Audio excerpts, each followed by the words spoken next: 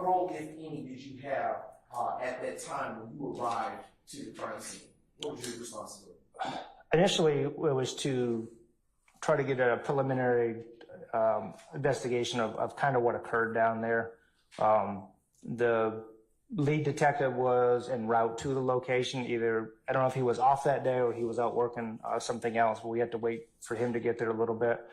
And as a primary role, as the responding investigator, you just want to gather as much information as you can, come up with a plan on what you want to do next. Who do we need to assign tasks to? Crime scene processing, witness canvases, somebody looking for video information, and then the lead detective if somebody needs to go to the hospital, and so on and so forth. So that was kind of my initial role, was trying to figure out who was going to do what until the lead detective would get on scene. And did you, when you said decide what you wanted to do next, what did you do after you kind of evaluated, as you stated? I took the role of assisting in processing all the evidence that was at the crime scene. To go in there, we have civilian crime scene technicians that work hand in hand with us while we're out there. So we kind of work as a group together. And when I do a crime scene, I'm really deeply involved with it because I want to make sure we don't miss anything. How were you alerted that there was a call out for shooting at 330 McDaniel Street, Southwest Atlanta on that day? If I had to guess, over the radio. We have handheld radios. They'll raise a homicide unit over our detective dispatch channel. We were notified to go out there. And when you say raise on the radio, what is it?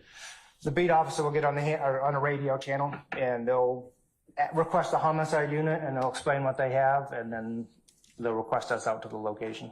Okay. Earlier, you also stated moments ago that usually when you're doing the crime scene investigation portion as the investigator, there's a civilian crime scene tech officer with you.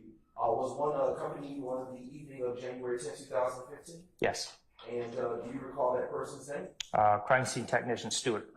And what was crime scene tech Stewart's responsibility with you as you processed that crime scene?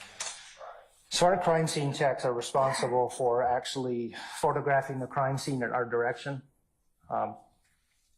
We work together with marking which pieces of evidence that we want to have collected and photographed. I said I'm pretty hands-on, so a lot of times I'll put the markers down where I feel they're necessary based on the scene. Like I said, they photograph an overall picture of the crime scene before we even start putting any type of evidence markers down. They will actually physically collect the evidence that's there. A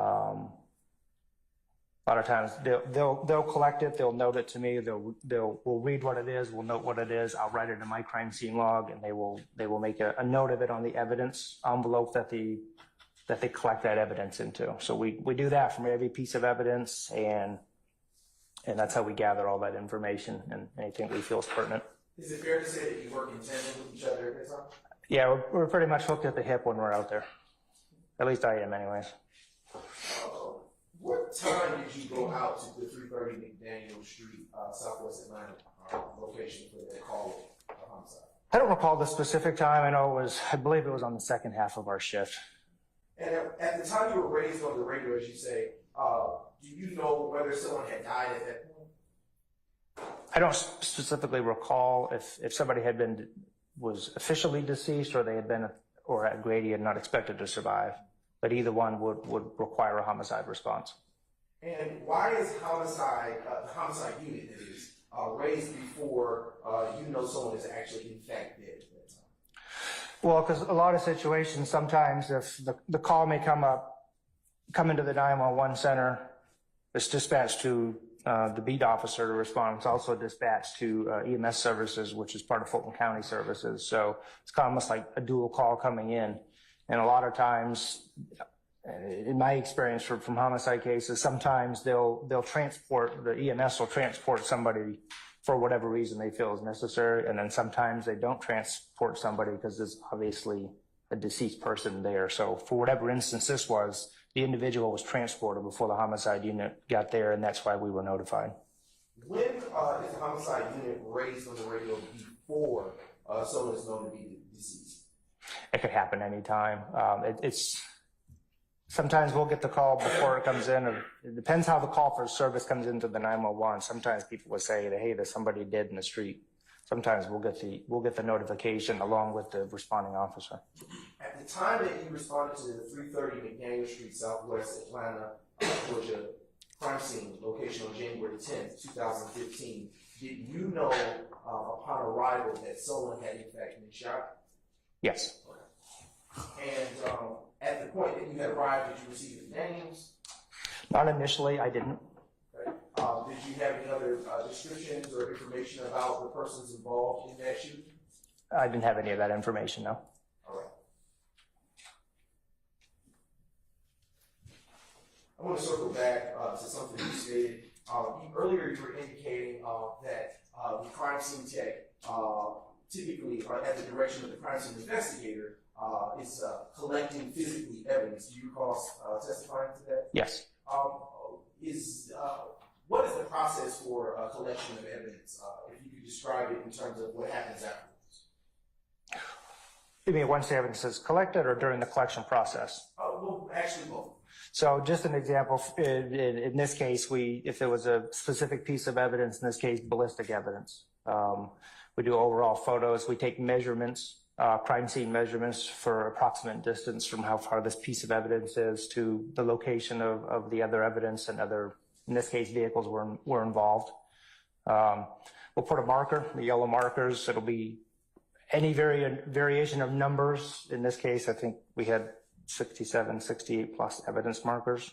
We'll put that evidence marker next to the piece of evidence we're collecting, and then we'll take additional overall photos with the evidence markers in there because it's easier to see the evidence as it's laid out as a whole.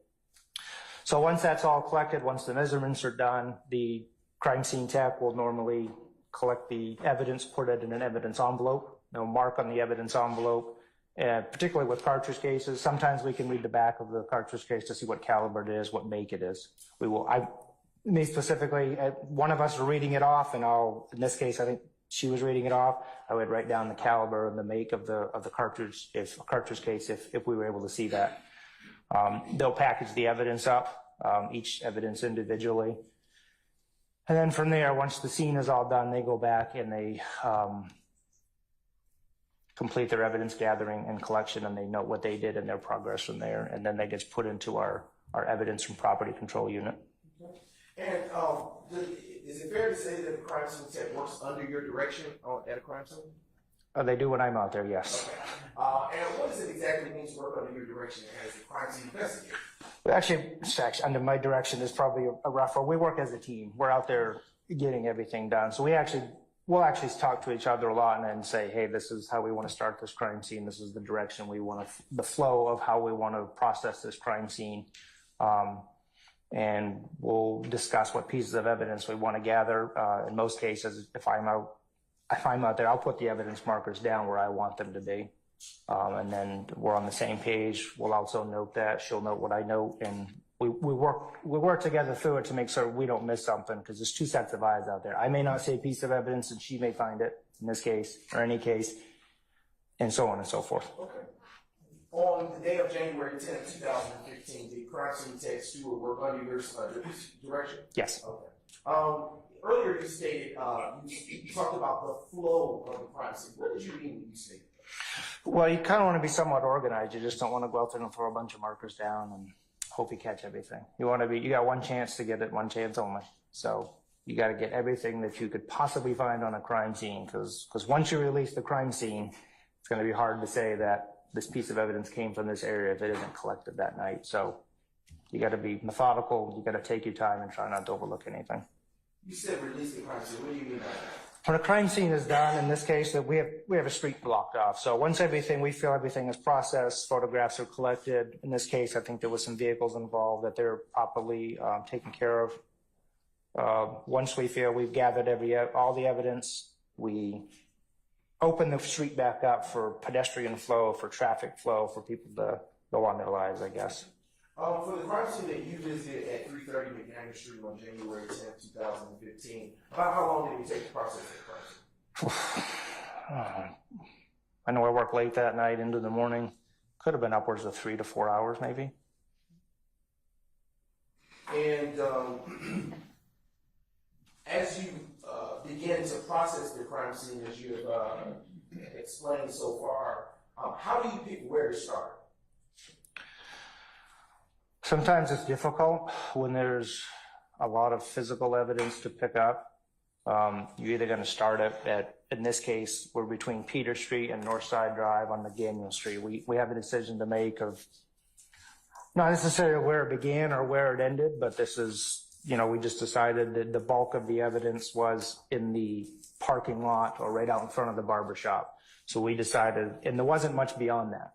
So we decided to start at Northside and McDaniel and work our way east towards Peter Street, which is where the barber shop was. Not a whole lot happened beyond the barber shop. So we figured one of two things. It either started at this end or it ended on that end.